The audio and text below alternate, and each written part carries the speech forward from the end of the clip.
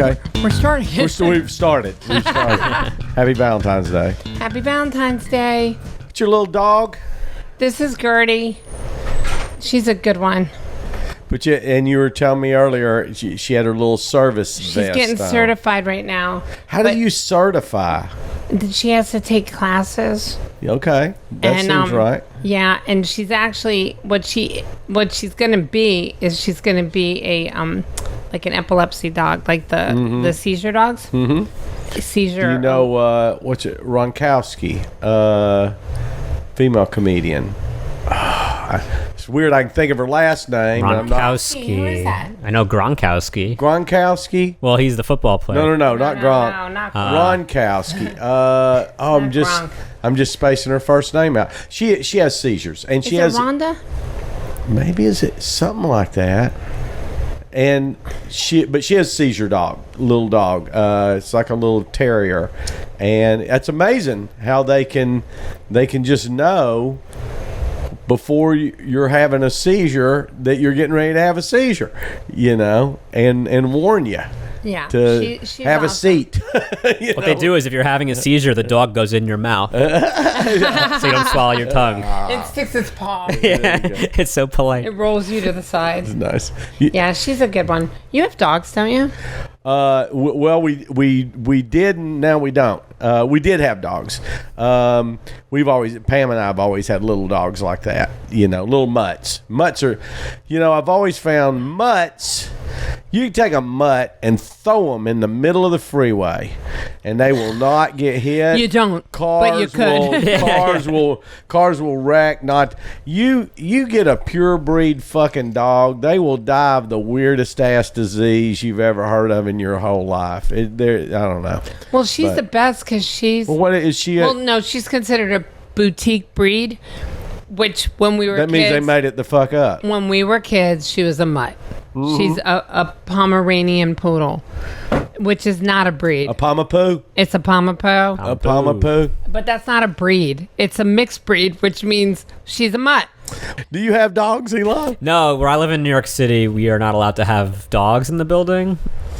Some Neither people, am I. But you just do it. Yeah. Yeah, there's a lot of people with dogs that are just breaking the rule, but it just, I don't know. My dad's, so I live where I grew up. My parents live in the same buildings that I do, and my dad's the president of the board. Oh, so no, if I was the one to break that rule, it would be a whole shitstorm, so I can't do it. And my wife loves dogs.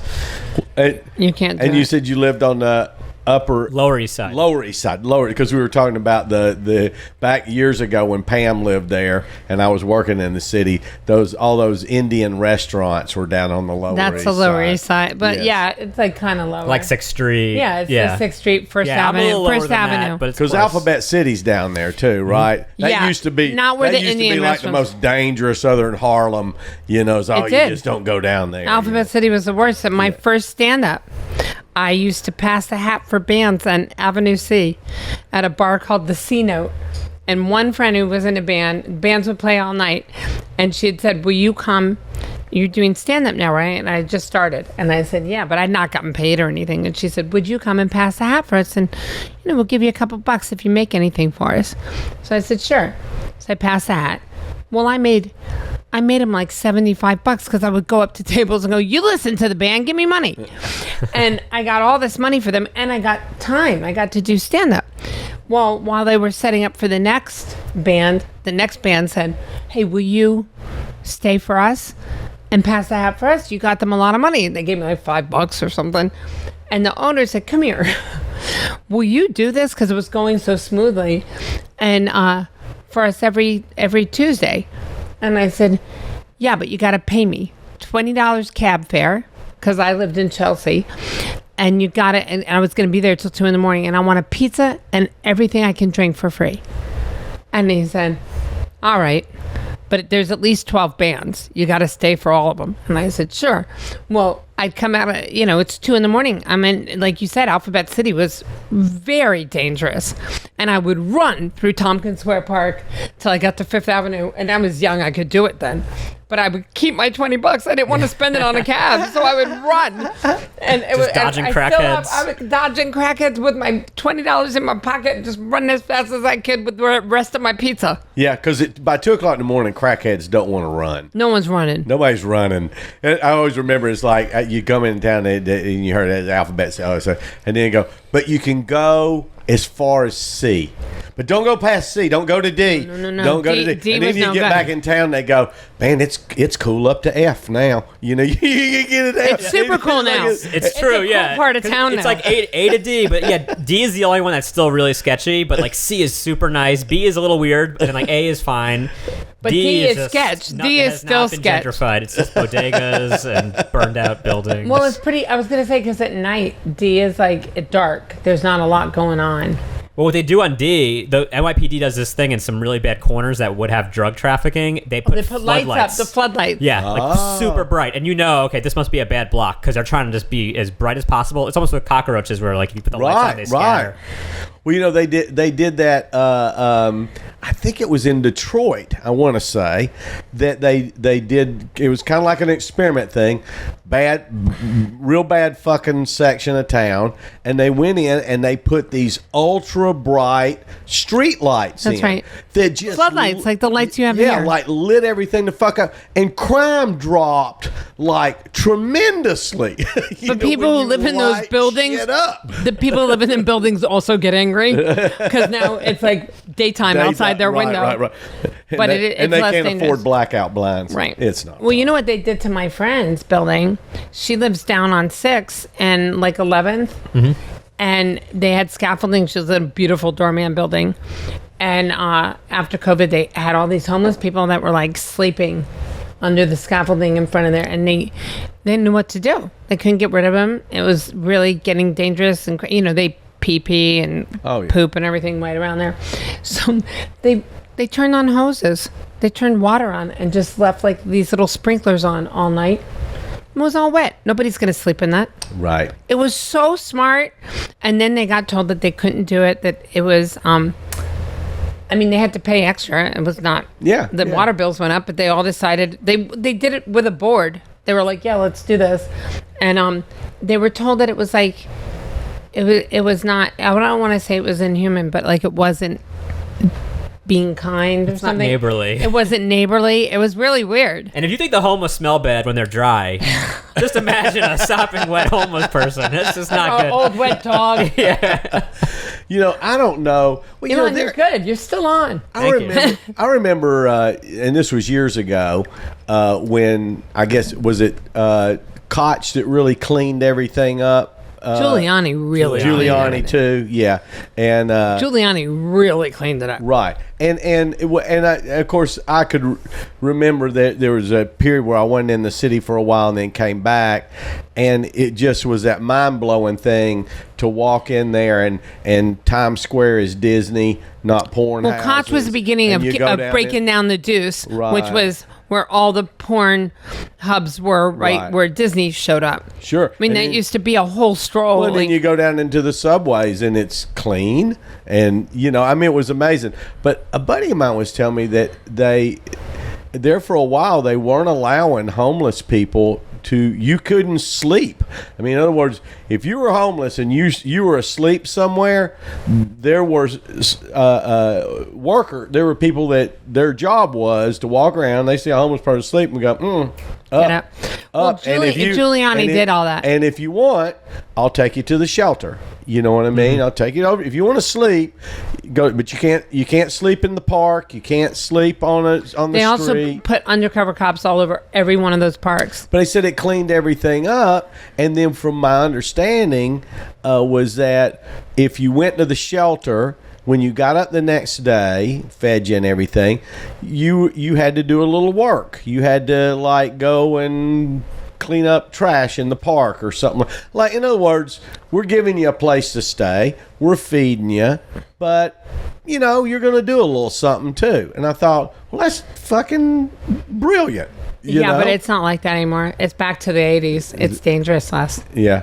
It's getting a lot of more, of bums on the train. They're not really being taken care of. Yeah. Like there's not as many shelters, I don't think. They're not really rounding them up. No. So many train cars just have guys sleeping on them. Even during like rush hour, there's just going to be like a guy sprawled out across a bench with all these. I live off Washington Square Park, and I've every time I go home now after season, I go back to New York, and I've seen in the last 2 years, I've probably seen 3 or 4 people shooting up in the afternoon, which was like a total thing that was gone. You would never see that. Right. Not in the village, not downtown, Right. And so it's really spooky again. I mean, but after the defund the police and the what do you call it? Black Lives Matter. The Black Lives Matter. It all tones changed. Everything changed. Everything got way worse. The defund the police was beginning. And I had a guy in my building 6 months ago menacing me, like pushing my buzzer on my door in the building. Like someone let him in. He was in the building. I could see him through the peephole, and he would jump back behind the door. He was right there. Yeah, look, I've apologized about that, so you shouldn't bring Shut it up. But it was, and he was. Is that how you got this gig? I was like, I really want to. And he was a creepy little white guy, just like Alon.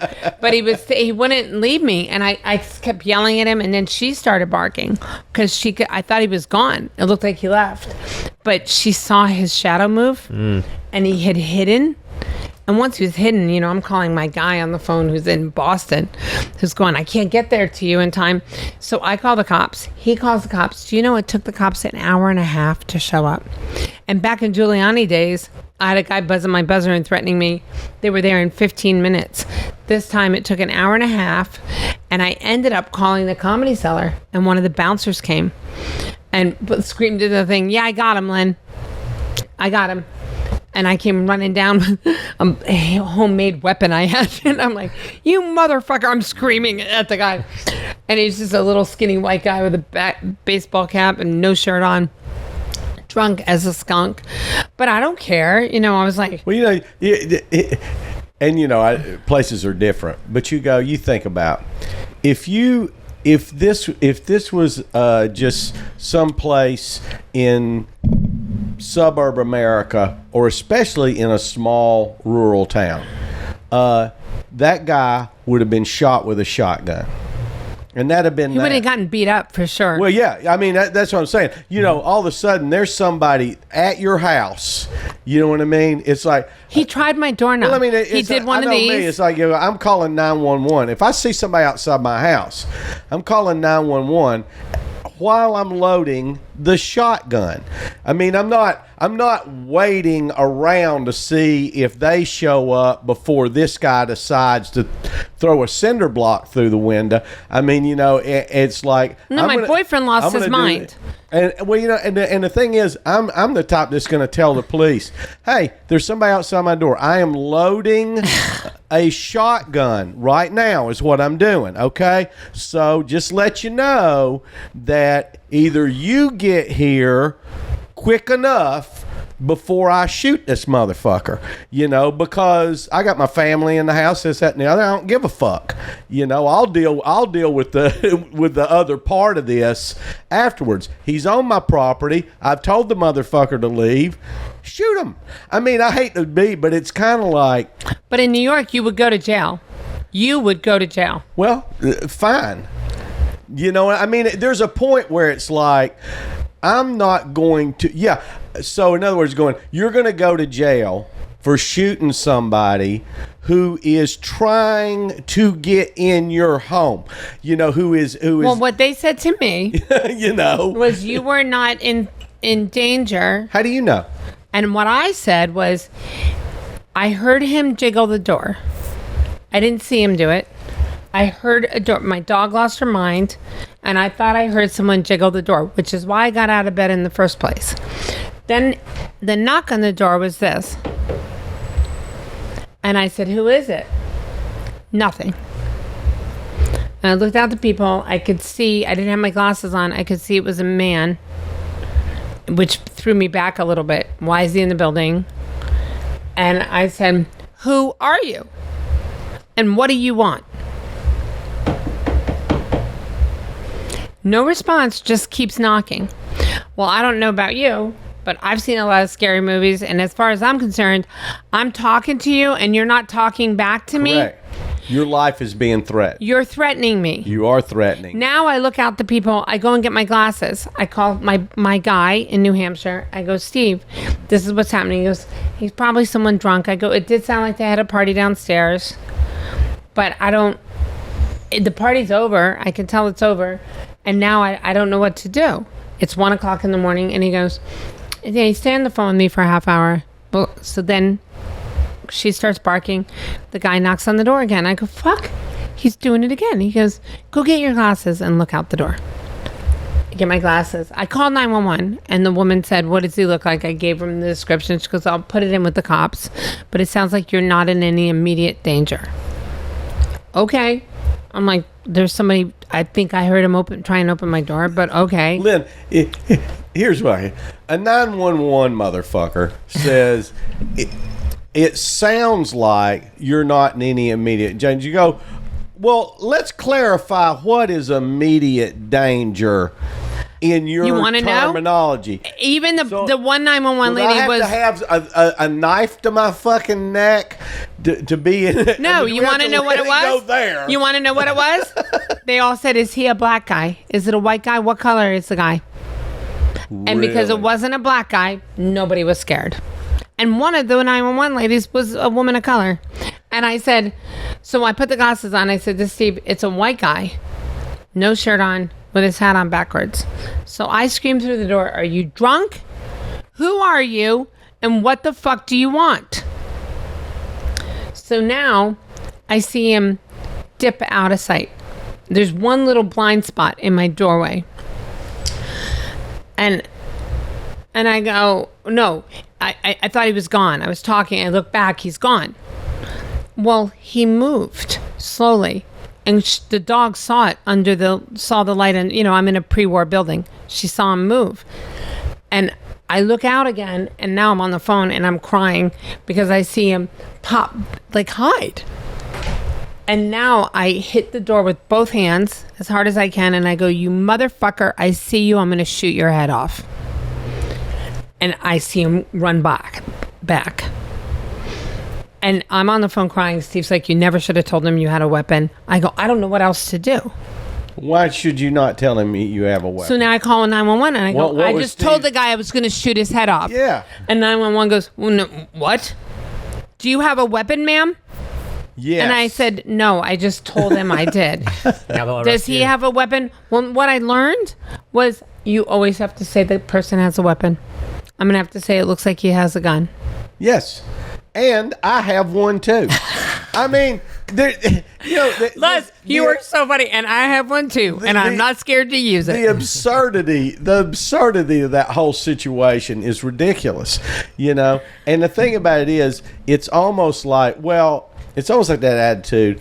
Oh, well, you're living in the middle of a major metropolitan area like New York or Chicago, so yeah, shit like this happens, But fuck that. But trust me, if that was happening in a lot of suburban areas, or especially a rural small town, there would be no question how people would respond to that. Well, you want a scary story, which is exactly what you're saying? Yeah. When I was in college, a girlfriend and I decided to come home to Florida. On a spur of the moment. We called our parents and said, we're coming. And I guess it was around spring breaky time, but it was some long holiday. And she lived in Dunellen, or Ocala, same thing. And it was we left like late in the day. And I went to school in Alabama. So it's around 2, 3 in the morning. I've fallen asleep in the car.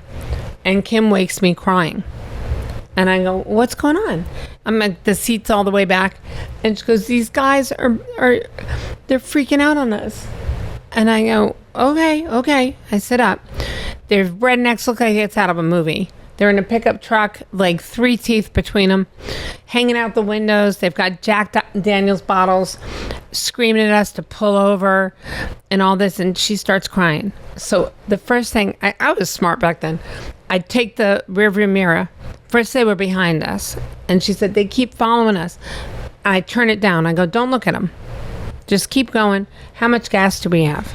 She goes, we have over half a tank. How much is it going to take to get to your house? We have enough. I said, okay, how far are we? We're not far, but I live deep in a community, like, it was deep in, like off a road. You had to go. Typical of Florida. So I said, Kim, it's okay. Just let me know when we get to your place, but you're going to get us killed being scared. So we're okay. And I'm looking in the review and I can see them. They're getting more amped up as we are going. I said, don't stop it. And now all the stoplights are flashing. I go, do not even roll. Just go through all these lights. Blow through every fucking one of them. She goes, okay, Lynn. And I've got my hand on her lap. I put soft music on. She goes, okay. Well, the first light we blow through, they blow through it. So now I know we're in trouble. And we looked like, so now they start gaining on us. And she's like, oh, fuck, Lynn, they're speeding up. I go, do not speed up. Stop. You're going to get us killed. Because she starts speeding up, and I go, no. These are good old boys. They know this area. We don't. Just slow and steady wins the race, baby. Don't look. Look straight ahead. Let me look. Well, I look, and my heart drops. So I said, Kim, she goes, they're not going. And they're not. Now they're going to get us. And now they're getting mad. Bitches, calling us every name. I said, just let me know when we hit your neighborhood. And she goes, we're turning in. And they're following us. I just lean on the horn.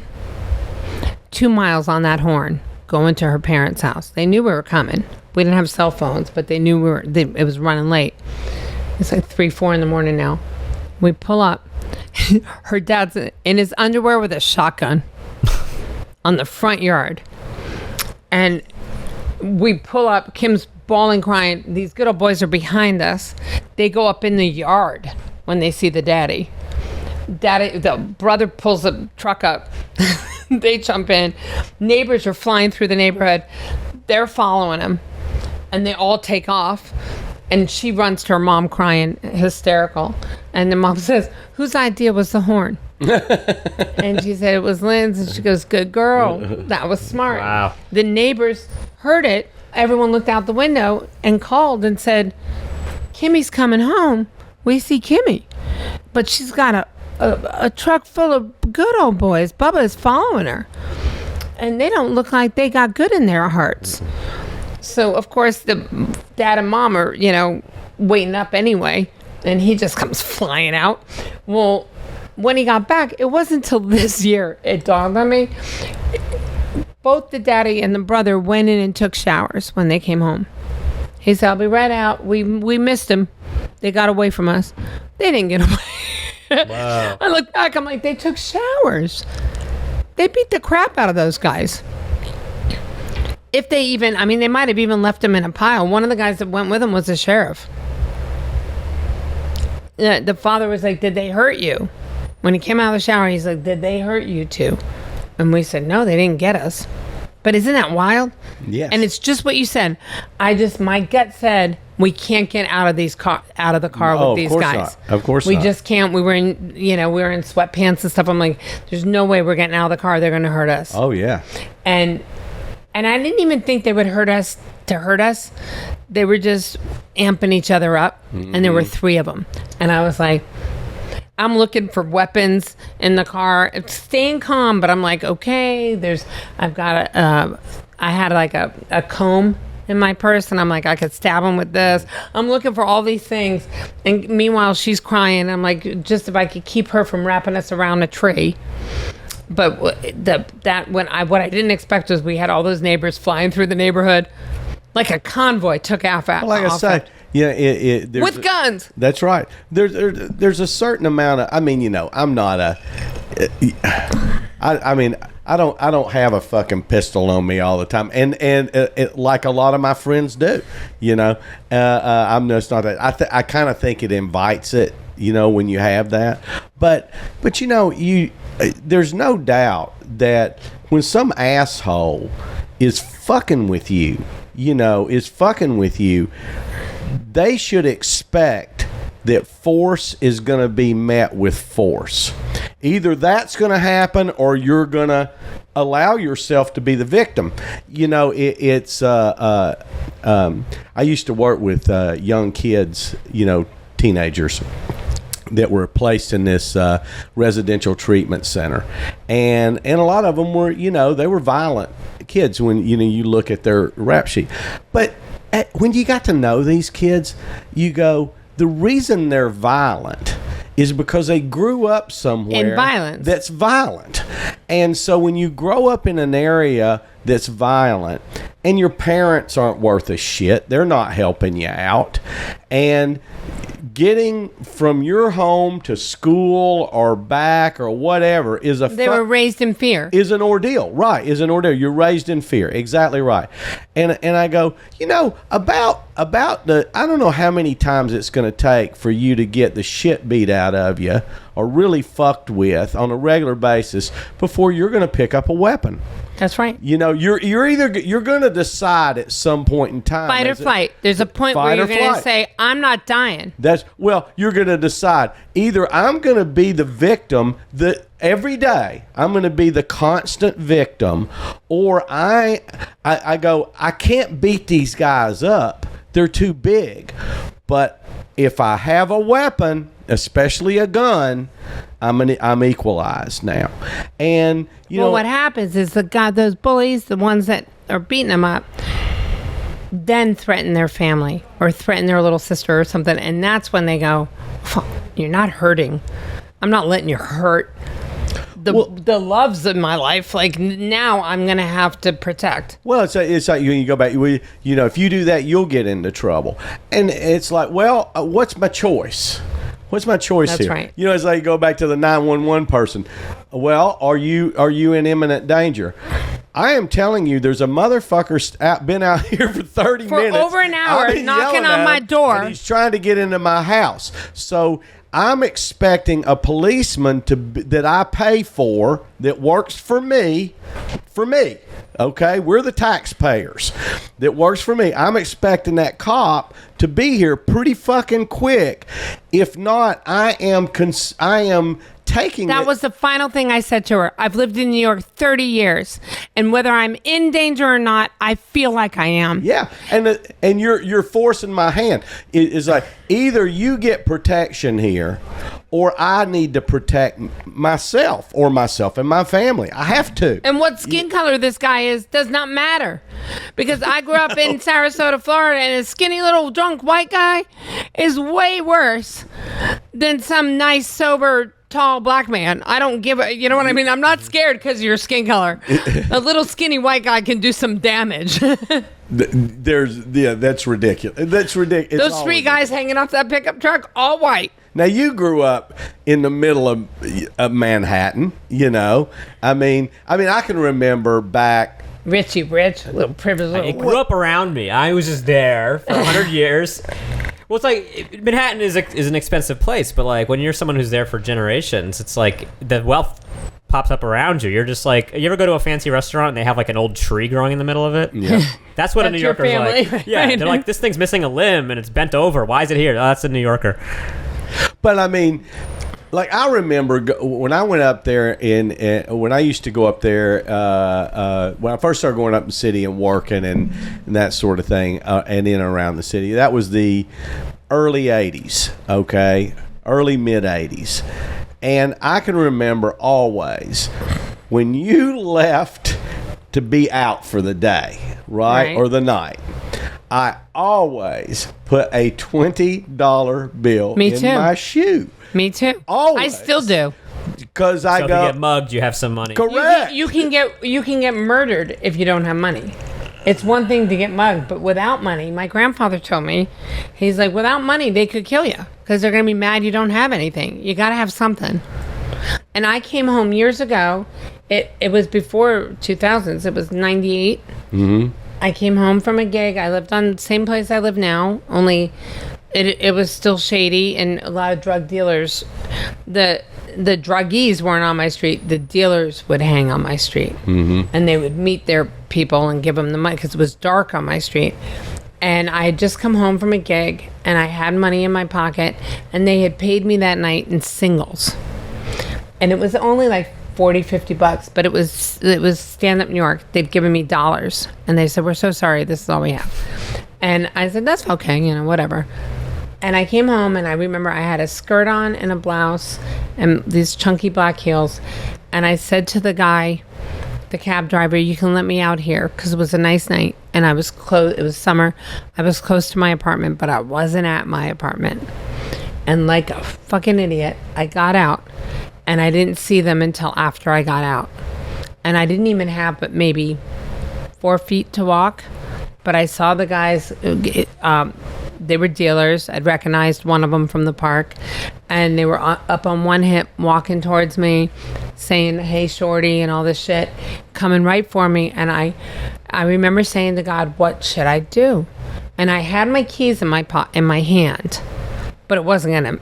They were coming from both sides of the street to the middle, and there were 3 of them. And something said, hand in purse, hand in purse, hand in purse. And I put my hand in my purse, and I felt all that money. And I pulled it out in a wad.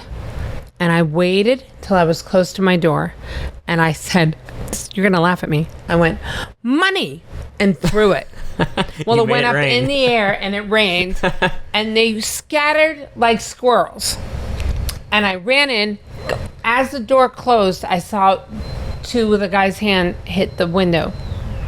And I ran up to my apartment and sat in the dark crying in the window, watching them look up. And they were counting and looking up at the windows. And because it wasn't much money, it had to have been, I think I threw them $20. Right. But because it was singles and went flying, they didn't know what it was.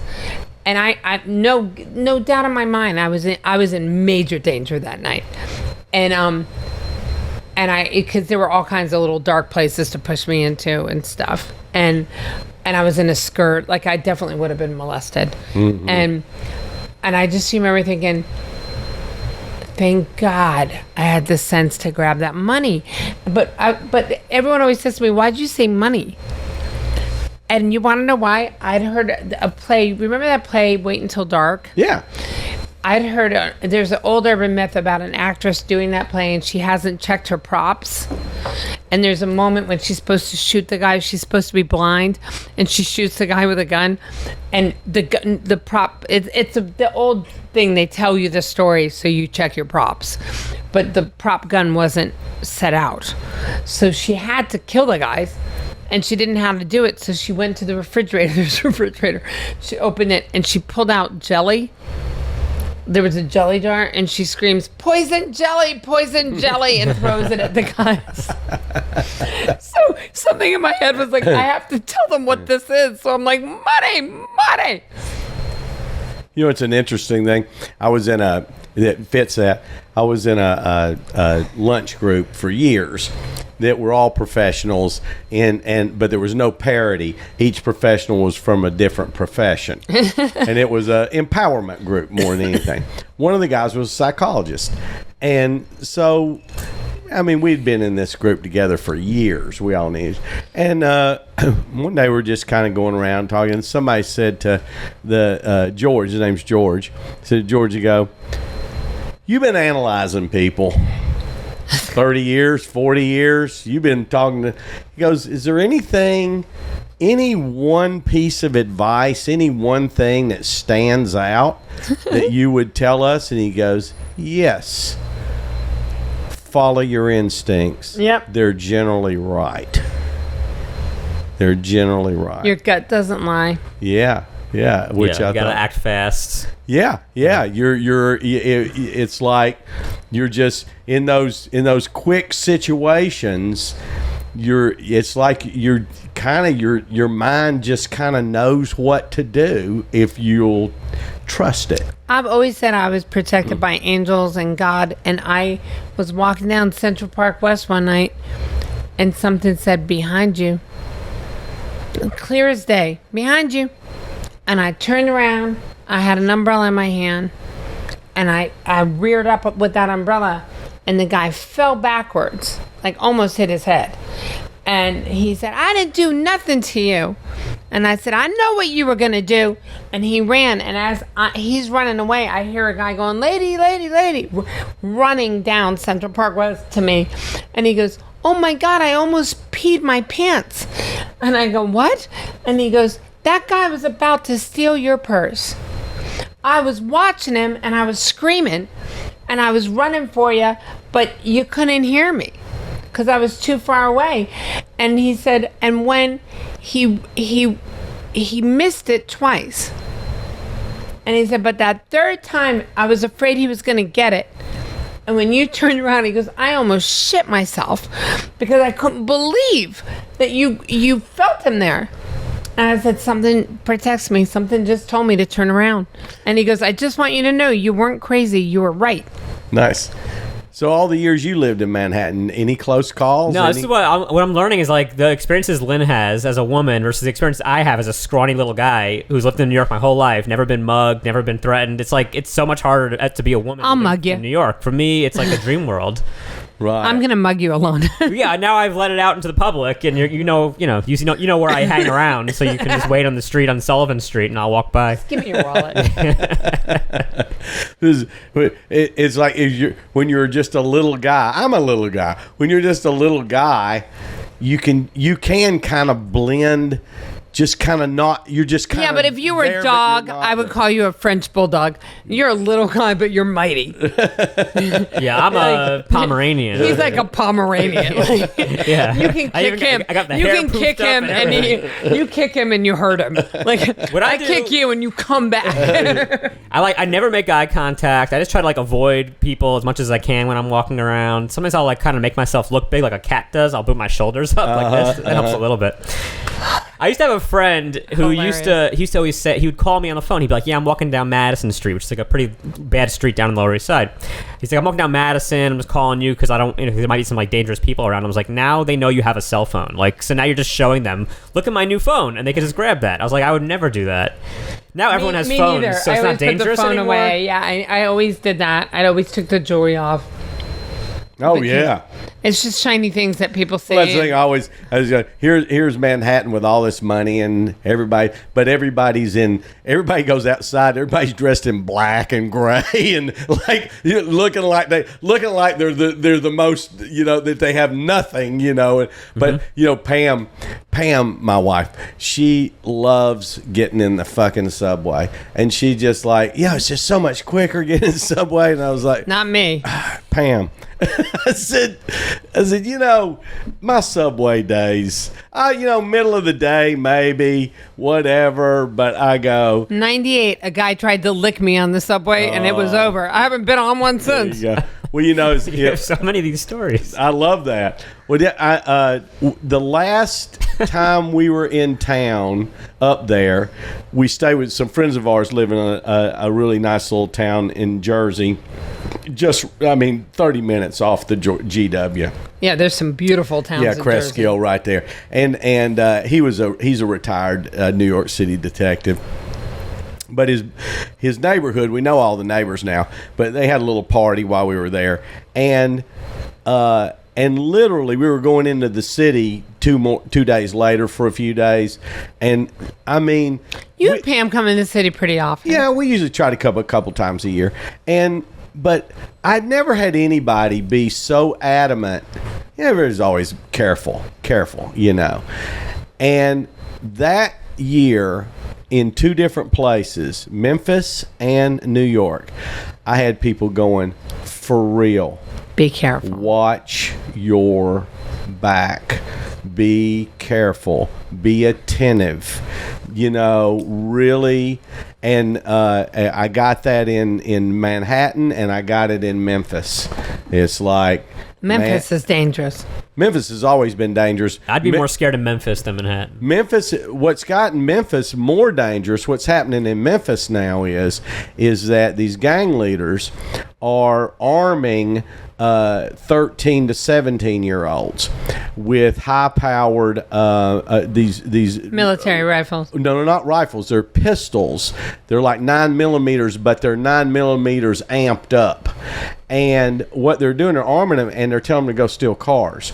And they go, you steal the car, you bring it to me, I'm gonna give you $1,000. And these are 13 to 17-year-olds. The reason is, and once again, it goes back to the police, after a lot of the Black Lives Matter and stuff like that, they can't they kind of handcuff the police, is what I was told. They can't. That's what they've done. They in New can't York. chase them. They can't fire on them almost unless they're being fired on. They always have to be fired on first before they can fire on them. You know, that sort of thing. And Which is ridiculous. if you're under 18 years old, these kids know they can kill you, and they will not do hard prison time. They're juveniles, and they know that the way the laws are written, and so it's uber dangerous. And they were talking about people are getting their cars jacked out of gas stations in really nice areas of town. I mean, nice areas. And these kids they just walk up to the car, pull the gun out, and go, "Give me your keys, or I'm going to kill you." And they have killed, a lot of people have gotten killed just for the slightest resistance. Just a hesitation. Slightest resistance. They just shoot them, you know. And once again, people go, how could those kids be that way? I said, I'll tell you how those kids are that way. Because they grow up in violence. They were taught that way. They grow up in violence, and you learn either you become violent or you become a victim. Your choice is to be a victim or violent. Because nobody's taking care of you. No. You know, your parents you don't have any parents that are, you know, it's Maslow's hierarchy of needs. Without food and shelter, people don't learn. So you're talking about kids who don't always have a place to sleep. Right. Haven't had proper nutrition, and we take these things for granted. So when they don't have those things, and then violence embraces them and takes them in and feeds them, you wonder why the world's so violent. Well, that's why the world's so violent. You got a ton of children growing up that way, and you go. Think about it. You think about it. Someone, I said, if people go, if you could have one wish, you got one wish come true, what would it be? And my wish would be every child would have the opportunity to grow up in a safe, nurturing environment. to be loved. And I don't even care if they're loved. Safe. They're safe. They're treated with kindness, and they know that they're safe. They're treated with kindness and know they're safe. And if you just did that with every single child in the world, I mean, The world would look different. The difference in the world in one generation would be incredible. But we don't do that. We keep fucking the kids. You know what I mean? That's what it all comes down to. You know, anytime you take away aid, anytime you take away help, anytime you because you're going, oh, those people ought to be able to take care of themselves. They ought to be able to do this. Well, they ought to. But the problem is when you take away that help, who really ends up getting hurt? The children. The children are the ones that get fucked. Because they're innocent. They have no No, option. you're right. My niece was 11, and she was, a country day, like very well taken care of and loved. And she said to my sister and I, we were in the car, and she said, you and Aunt Lynn are pretty different. I want to ask you guys a question, and I want you both to answer me without thinking about it. And we said, okay. And she said, what's the most important character trait? Now she's 11. A person should have. And Corey said, Lynn, don't answer. She said, I want to pull over. She pulled the car over. And I said, what are you doing? And she said, Lily, I'm not going to answer this lightly. And I don't want your aunt to, because this is an important question. And there are some questions when your kid asks you, you should stop and look them in the face and tell them. So we turned around, we all looked at each other and talked, and Corey said, now, do 1, 2, 3, and your aunt and I will answer. And at the same time, we said, courage. And she said, courage? I thought you say honesty or something. And I said, well, without being courageous, you can't do any of that. It's hard to love people when they're frightened if you don't have the courage. I said, I believe you get courage from faith. But the thing is if you haven't learned how to be courageous, And I believe you get that through faith and love. Because when you come at things from those two perspectives and God's holding your hand, you can battle anything. Anything. And it gets dark and grim because when people are scared, there is no love in that. That fear is it's the absence of everything good. And it means you sometimes have to listen to people. You sometimes have to take their hand. And it's hard. And if you don't have courage to do those things, it's not going to work. Interesting. What would have been your answer to that? I would say empathy. I think it's important to put yourself in someone else's shoes and understand them, and then that helps you, I think, to so you would see say where they're to coming be from. empathetic. Yeah. And I would have said kindness, but they kind of go together. They do go together. Yeah. I mean, to be any of those three things in the purest sense, you have to be all of those things. That's exactly right. You do. You have to be all So the of real them. truth is there's fear and there's love. And when Yes. you don't act from one, you act from the other. That's right. That's right. When people say to me, especially in New York, Lynn, do you believe in guns? Well, I'm from Florida. I grew up in Sarasota, Florida. First of all, there's nothing not to believe in. They exist. Oh, yeah. And secondly, do I believe in NRA and everyone should be able to? I believe 110% people should be able to own their own guns. Because here's the deal. There are people in this country that wouldn't eat if they didn't have guns. Right. You know, my brother-in-law and his sister in Maine, that's how they eat. Right. Right. They So- rob people. Shut up. No, they kill their food. Sure. They are part of lottos. This year that he got to hunt a moose. Like this Yeah. is what they do. All their friends, they have these big refrigeration units. They break down the food. They share it. Sure. But even beyond that, just to stand your own ground, I do believe you should be able. I don't own a gun. My friend said, do you own one? And I said, I mean, I have one, but I don't have it in my apartment in New York because I'm a bad shot. I've never been a good shot. And I don't think it's smart to have a gun in your home if you can't use it. Well, you know, that's where I love. I support your right, but I don't think it's smart. If you're going to have any kind of gun, if you were going to have it for protection, it should be a shotgun. And That's what I've always said. said. I'll tell you why. Because one, You're going to hit them. you don't have to be a good shot. And the other thing is, People run from a shotgun. And I've told Pam this. I go, if you were here alone and you thought somebody was trying to get into the house, I go, what you do? She goes, you know, I'll never do this. I said, but here's what you should do.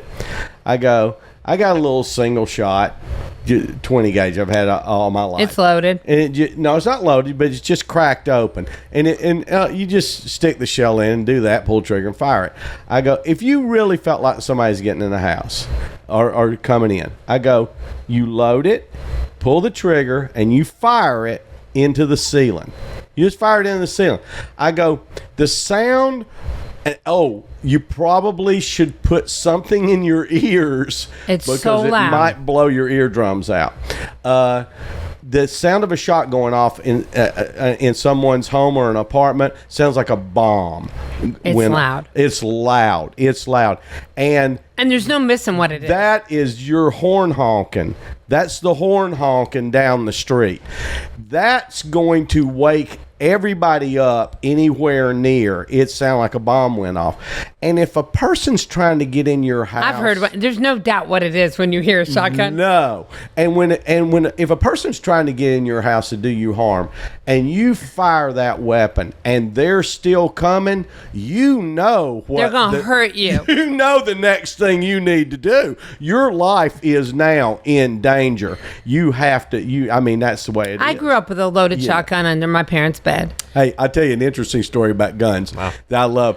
My cousin, one of my cousins, has always been a gun carrier. You know, always. I know that he has a gun on him at all times. Always has since he was 18 years old. His dad was a war veteran. He taught us how to be with guns. And this guy's a very responsible gun carrier. Very, very.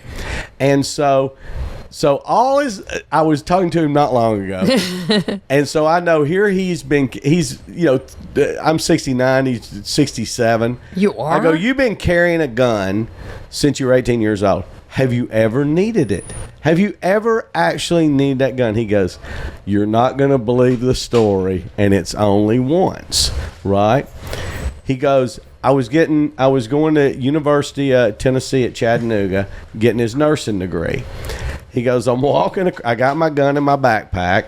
Sure. I'm walking across the lawn, one class to another, and a fucking orangutan runs by me, and into an administration building. And he's like, probably ought to get my gun out. So he pulled out his pistol, and he is the type that goes, if you're gonna own a gun, you need a gun that's gonna stop somebody. You know. I got tasers. Yeah, little things will get you killed too. But anyway, he pulls out his gun and he walks in. And he walks in, and he's looking, and he looks into an office, and there's a woman sitting at a desk, just her, and the orangutan's right behind her, playing with her hair. And of course, you're making this up. No, and of course she is mortified, and. My cousin walked up to the door. He showed, very slowly, he showed her the gun, and he goes, ma'am, don't move. He said, you just stay calm and breathe, and I'm going to stay right here. And if that monkey gets aggressive, he goes, I am a good shot, and I'll take it down. I'll take it down. And he said it took just a few minutes before he was in the research area. Obviously. He was in the research area. He'd gotten out, and they got there and darted his ass, But he goes, I always thought it'd have been a traffic road rage thing, or I'd have been in a convenience store getting robbed. Not Planet of the Apes. Not an orangutan playing with some lady's hair. Yeah. So the point being is, most people that carry guns for protection don't have to. 99% of them never, ever, ever need to use that gun. Most policemen never pull their gun in their career. It's not as. But boy, when you. But you certainly don't want to be in a situation like you're in or whatever. So I know it sounds like I have a lot of these stories, and I do. But one night I was walking home from the cellar, and I think you invite it, Lynn. I do not. The truth is, I've always been tall. I was very pretty when I was younger, and I stood out. But I stood out. Yes. And so I was walking home from the Comedy Cellar, and that the law school area on West 3rd, there's a weird little stretch. It's one block. Mm-hmm. But late at night, that stretch has nothing on it. So it can be, but it's well lit. It's down in the Village? Mm-hmm. There's a lot of those areas in the Village that I've walked around and you well feel like lit, but it can be scary. Yeah. That one turn.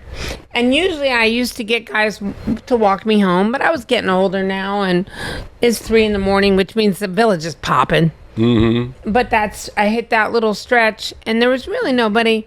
There was this tall, handsome black guy and 2 white guys. And as they walked by me, the black guy reached out and ran his hand down my body. And it was molesty. It was awful. Yeah. And really just made me physically sick to it was awful what he did. And he did it fast, and it was invasive. And to this day, I think because it freaked me so badly, I jumped and said, who the fuck do you think you are? Never should I have done that. But it scared me. And he was good looking. And the white guys, they looked like they were all in a fraternity. Mm-hmm. And as I said it, he turned and was going to show off for his friends and said something like, bitch, you love that, or something. It wasn't what you expected to come out of his mouth. It was crazy. Well, he said, why don't you just shut up? And he called me the C word. Well, as he's saying this, these 3 black guys that look like hoods. One was in an leather 8-ball jacket. This is back in the 90s when he's got the low rider jeans on. Sure. And they were the main one in the 8-ball jacket that was in the middle of the 3. He was not very tall. And he came walking out. And he stopped when he called me the C word, and he goes, "Hey, man, that's not cool."